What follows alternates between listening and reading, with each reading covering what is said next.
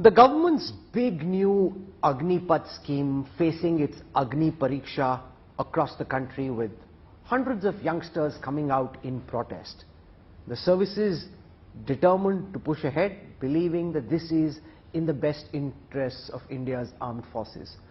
To understand the thinking within the government, within the armed forces, behind the conceptualization of this scheme, I'm joined in South Block this morning by the Chief of the Indian Naval Staff, Admiral Hari Kumar. Sir, thank you so much. I'm told that this is your first television interview since you became Chief, so I'm deeply appreciative that you could take out time. Thank you for this important conversation.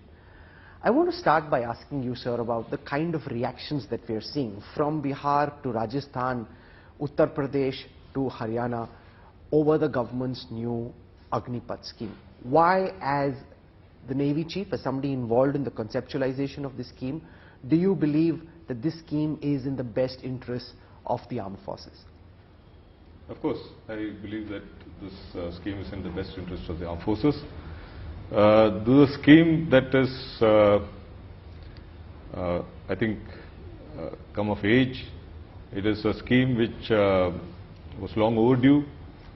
What is the origin of the scheme? You know, the Kargil Committee report had in its recommendations, suggested that the armed forces need to have a much more younger age profile, in consonance with the other armed forces of the world. So this has been there since then, and numerous reports have sort of strengthened this aspect of it. And while we have been working on it, this is a transformational change, and any change is not easy to implement. It's not easy to decide upon. So, with this almost 2 years of planning has happened in this scheme.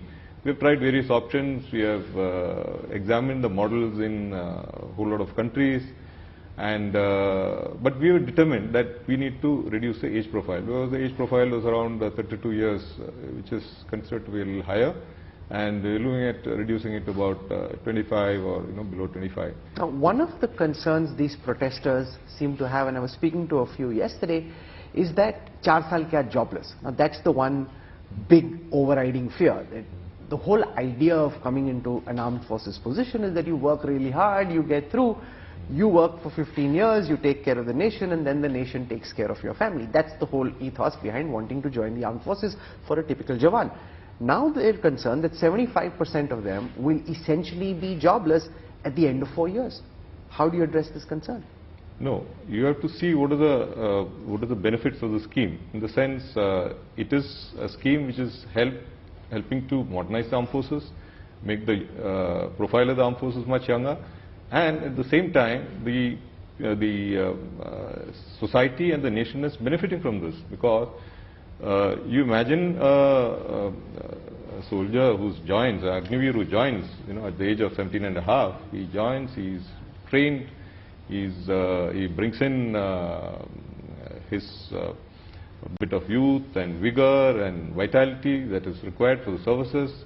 And at the same time, he undergoes training, experience, he does, he gets tremendous exposure. For example, whether it's in the Army, Navy or the Air Force, the type of technology that he gets exposed to, whether it's a tank, whether it's a ship, whether it's an aircraft, he works on all these things, he operates, and today the technology has changed so much that for example, on a ship, the combat management system is more like, how you play a video game, or the panels are like that, the buttons, the mouse, the keypads, they're all quite similar to, a smartphone and so on. So there is a complete technological change, which the modern day Agniveer will definitely be able to hack it in much faster time. No, sure, and, but that's for 4 years. Yeah. Their concern is what happens after the 4 years, when 75% of them don't get regularized in the armed forces. So firstly, the armed forces is not a employment generation scheme. It is a service. I mean, you join because you are patriotic. You join because you want to serve that country. You join because you want to do something for the nation. Nation ke liye kuch karna hai. That is what the ethos of this whole scheme was. to ensure that we build a nationalist ethos among the youth who serve for 4 years. They are empowered, they are educated, they get enriched, they get a seva nidhi, and then when they go out, he's very young at that point of time. Imagine joining at 17 and a half. When you're going out, you're only about 22, and that age, the world is yours. You have you have educational credits with you to get complete your degree. You have some working capital with you.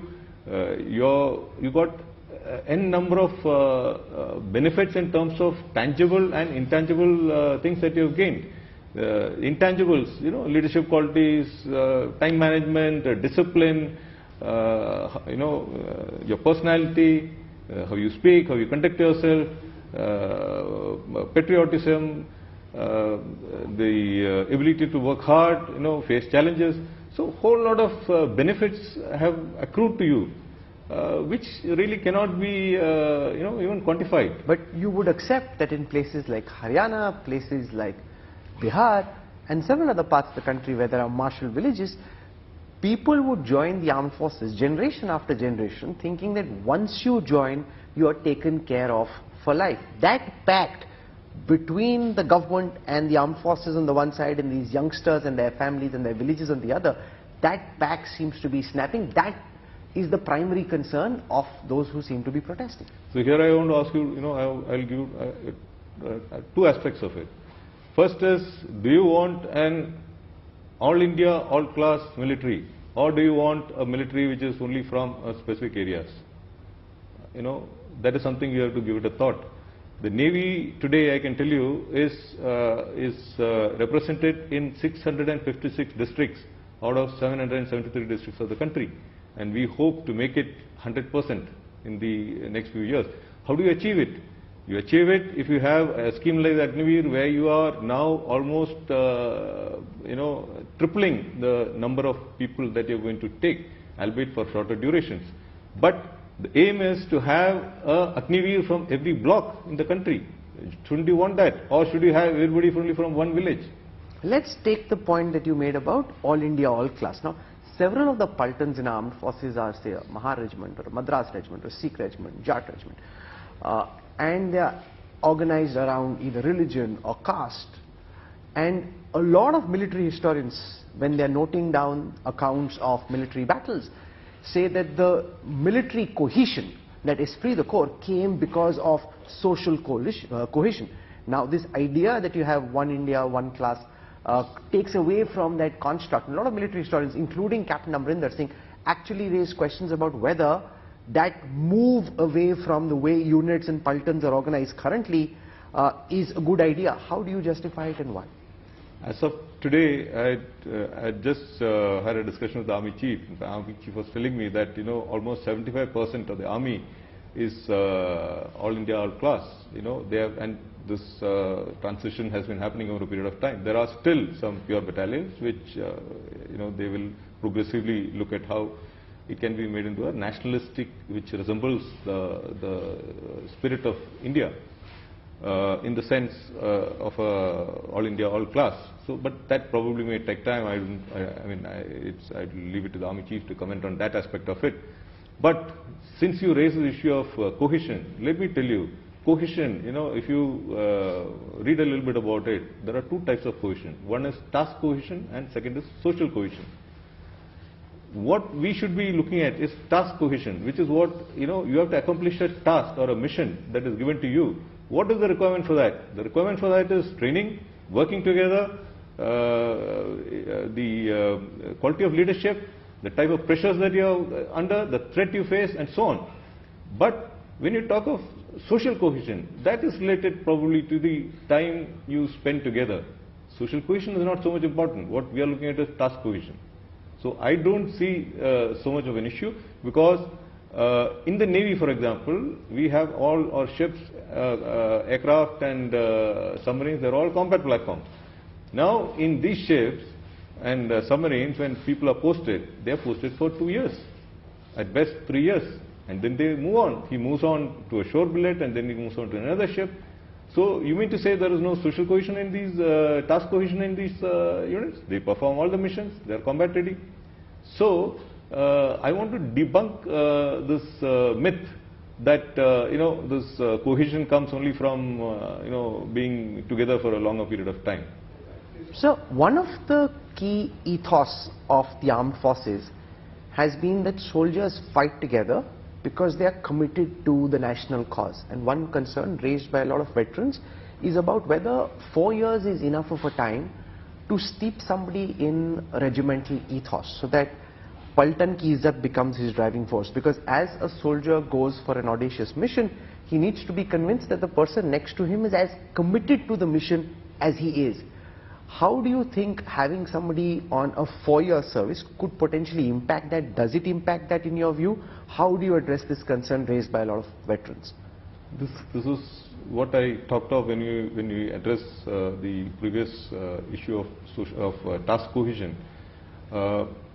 If you look at how the military is organized, it's organized from a set of 11, then it goes on to a platoon, then it becomes a company, then and the battalion, and so on. Similarly, in the Navy, we have something called a divisional system. That's a number, 11 people are put together.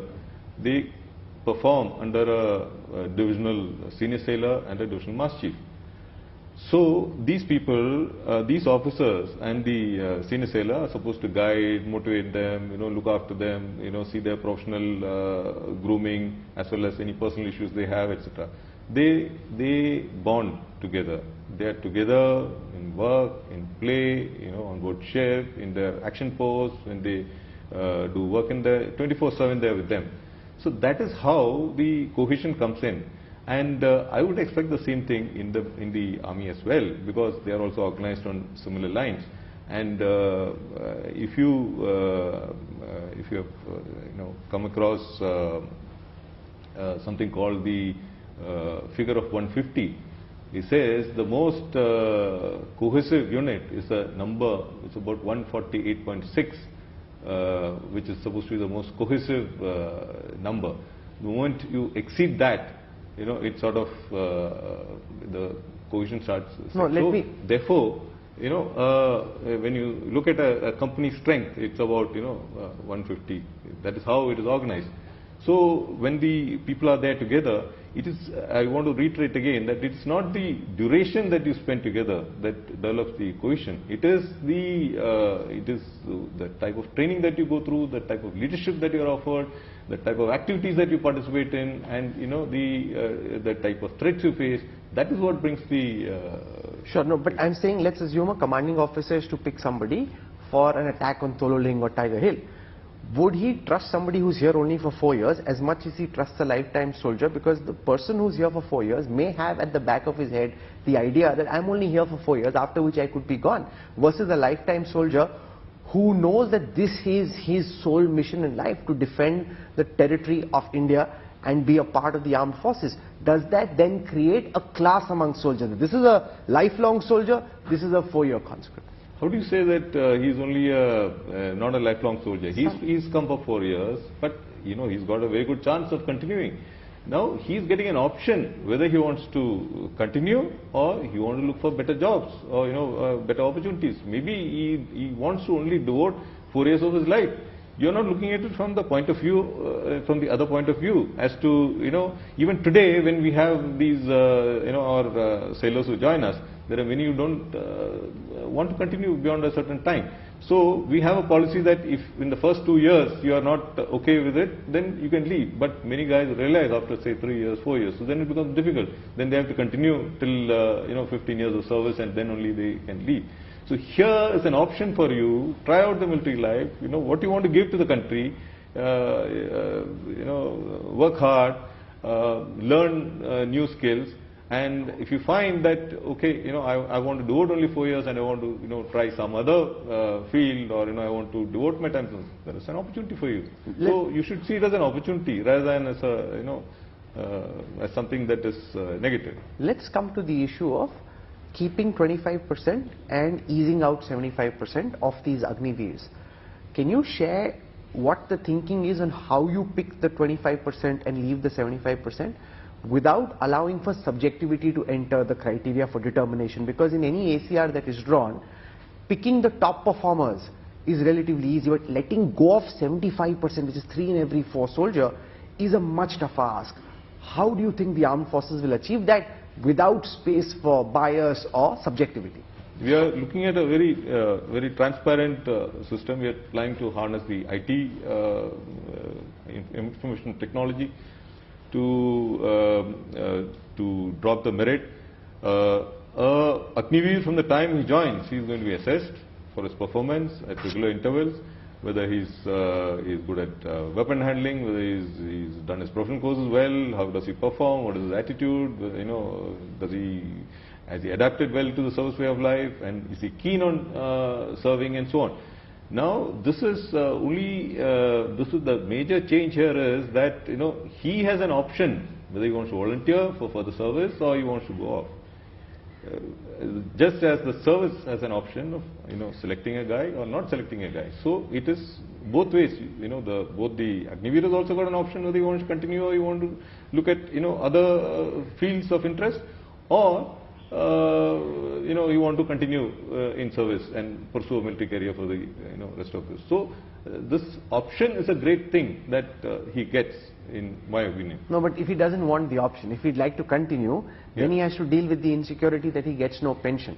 Because the one fear that a lot of people who are criticizing the scheme have is that the government is trying to cut, because of one rank, one pension, defense pension expenditure has gone up, and therefore you're basically hoping to cut pension bills over a period of time by creating this kind of a mechanism for recruitment. That is, I think, pure conjecture. I mean, you can look at look at it from various prisms, to from financial angle and this angle and that angle. But I think the Raksha Mantri made it very clear that the government is not looking at it from the point of view of the financial aspect. In fact, he had said to us time and again that money is not an issue. Whatever money you want for training, because at some point of time we envisage maybe 4 years, 5 years, 6 years down the line, our training infrastructure may have to improve or to increase in capacity. So whatever money is required for modernization, for improving the training, for making the soldier a technology adept and technology enhanced. We are looking at AI enhanced soldiers, sailors and airmen. So how do we achieve that? That through training, bringing in new technology. You're looking at using simulators, emulators, improve training processes, and so that he will be a modern soldier, sailor or airman. Okay. Now let's come to the issue of the rollout from here. Do you think, to assuage people's concerns and to ensure a smooth rollout, maybe a pilot project might have been a better approach rather than going the whole hog? Why do you think this idea of going for mass transformation might be better than a limited rollout, just so that everybody is kind of comfortable with how the scheme is actually executed? See, I've been involved in the scheme for the last 2 years. It just so happened that I was the CISC and deputy to General Rawat, and that was the time this scheme was being thought of in the drawing board stage, and since then I'd been working on it for almost a year and a half. I went off for my Commander-in-Chief's tenure in between, and I come back to see that the scheme had moved forward. So a lot of deliberations had happened. Various options were examined, and we had discussed whether should we run a pilot project or should we not run a pilot project. But the issue is that if you run a pilot project with a small number, then immediately you will have 2 classes of recruits happening, because you have to try out this pilot project for 4 years. So 4 years are going to have a normal entry and an Agniveer entry. Now this is creating a lot of issues for us, because it leads to how will you adjust the seniority, how will you adjust the the issues of pay, the privileges and so on. So therefore we had to have a clean break and then move ahead. Otherwise we would have just gone into litigation and a lot of other challenges. Yeah. One of the Lieutenant Generals who was on my show raised the concern about how the CAPF, the Central Armed Police Forces, may become a preferred option because, in his view, 75% of the soldiers in the armed forces will be eased out, but in the BSF or the CRPF you get to stay till 60, and therefore they may feel that that is a more secure job and the best and the brightest may gravitate towards the CAPF in comparison with the armed forces. How real a concern is that? Firstly, I want to tell you that the armed forces, we are quite distinct from all the other professions. And how we are distinct?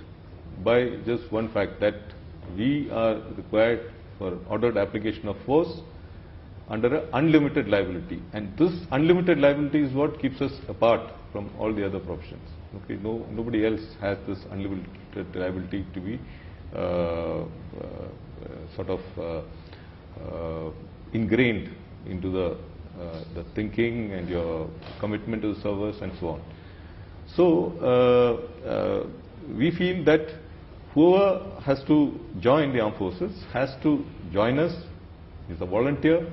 He joins us for the love of the service, for patriotic endeavors, and for learning new skills and giving a part of his time, that is the Desh Seva option. So now in this case he is serving for 4 years, and after that you would have recently heard the announcement by the Honorable Home Minister, who said that Agniveers will be given preference in saying. Similarly, various state governments have also made announcements that they will be giving preference in the state police, armed police and so on. And also the industry leaders have also come out saying that they will look at how to facilitate the Agniveers. What we are missing most of the time here in this case is that the Agniveer, you must remember, is a guy who's spent 4 years, gained so much in terms of his skills, his confidence, his personality, etc. And then when he leaves, he's only 22 and a half, and he's got his whole life in front of him. He can pursue education, But you would have heard some of the veterans raising concerns that some of them could go, because they're militarized, weapon trained, could go down the wrong route and end up in illegal activities because they may be jobless and frustrated. A lot of concerns have been raised about them becoming antisocial elements, or some element of them becoming antisocial. I think that's a very far-fetched and very myopic view, in my opinion, because even today, if you look at the total number of personnel who are leaving, who are trained in arms, etc., I think it will be, if you combine the CAPFs and the military, it will come to close to 80,000 to 1 lakh personnel. Now they are not all taking to arms. I mean, they all pursue their take-up professions. They do. The sense of discipline is instilled in them, patriotism and self-confidence and all that. So I don't subscribe to this view at all. And further, they, in case of a national emergency, they are the ones whom we can rely on to form the backup in case there is an emergency and we require them either for disaster relief or actual combat operations, etc. We have a trained manpower whom we can. But let's come now to the problem with conscripts. A lot of articles I'm reading raise concerns about what's happened with the Russian army in Ukraine, where the sense is that because the Russian army had so many conscripts and the conscripts weren't fully trained and fully motivated, therefore the Russian army faced a tougher time in the Ukraine war than it otherwise would. Essentially the point that because they're not as trained as a lifelong soldier, is a conscript as capable in war as a lifelong soldier? And would that, once you have so many Agniveers, would that be a concern for the armed forces? It is too early to draw any conclusions on what is happening in Ukraine and Russia. Many countries do have a similar model of short-term engagement for personnel, and it is not something new. It has happened in the First World War, it has happened in the Second World War, and I don't want to delve into history. Many armies have done well, many militaries have done well. I want to again say that finally the armed forces work on good training, good leadership, and motivation, morale, cohesion, all these things. So I want to drive home the point that it is not really linked to how long you serve. It is linked to how much cohesion is developed in the unit through various methods which I talked of, as a leadership, training, and so on. And you don't think that's linked to time that you serve? No, I don't think at all. Because the more you are steeped in the ways of the armed forces, the more you imbibe the values of the armed forces. And the concern is whether, because about 6 months you're training, whether the 2.5, 3 years that you spend is enough time to get fully imbibed in the way of the armed forces. I don't know how you're saying they're not being trained adequately, because even today a recruit who comes in, he undergoes a basic military training which is 22 weeks in the Navy, for example, and it's more or less similar in the other services as well, which is he does a 20 weeks basic training and 2 weeks training on board a ship. That is 22 weeks. Then he does a basic Part 3 qualification, we call it, professional qualification, which is about 4.5, 5 months duration. That is the training which he does, and then he continues. This next training actually happens after about 5 years or 6 years. So whatever he learns, he sort of consolidates on that and gains experience. The Agniveer also gets the same training. So we have in the Navy, we have reduced the training from 22 weeks, we have reduced to 18 weeks, we have reduced it by 4 weeks, because we felt that there were certain things which were really not relevant, and in any case we are planning to reduce the duration. Similarly, so he does this training, and then he goes for a Part 3 qualification course, professional qualification course. He does that for about 4 months, and then he is on board ship, on board submarine, on board the aircraft. He does. So I don't see what is the change. Admiral, before I end, I have one last question. If there is some young boy, or in the case of the Navy, girl, in some part of the country watching you on this broadcast and wary of this scheme or has concerns, if you look into the camera, what's your message as Navy Chief, as one of the people involved in conceptualizing the Agnipath program? What do you want to tell young India? I want to say that the Agniveers scheme, Agnipath scheme, is one of the most transformational schemes for the armed forces. It gives opportunity for every youth to participate and contribute towards Desh Seva, a little bit of your time, maybe 4 years, in the service of the nation. Come join us, empower yourself, upskill yourself, enrich yourself in many ways, professionally, face the challenges, become confident, gain so much of tangible and intangible benefits, and thereafter you can take a call whether you find this profession to your liking, or you want to do something better or different. So that is what you should, is my message to you. It's a fantastic scheme, completely transformational, and I don't think you need to worry about it at all. You should look forward to a very, very bright future. Well, Admiral Hari Kumar, there were lots of questions and concerns people had about the new scheme. Over the last several minutes, you were able to explain why you believe that that the program is indeed in the best interest of the armed forces. I thank you for taking our time and joining us for this broadcast. Thank you, Admiral Kumar. Thank you. Thank you.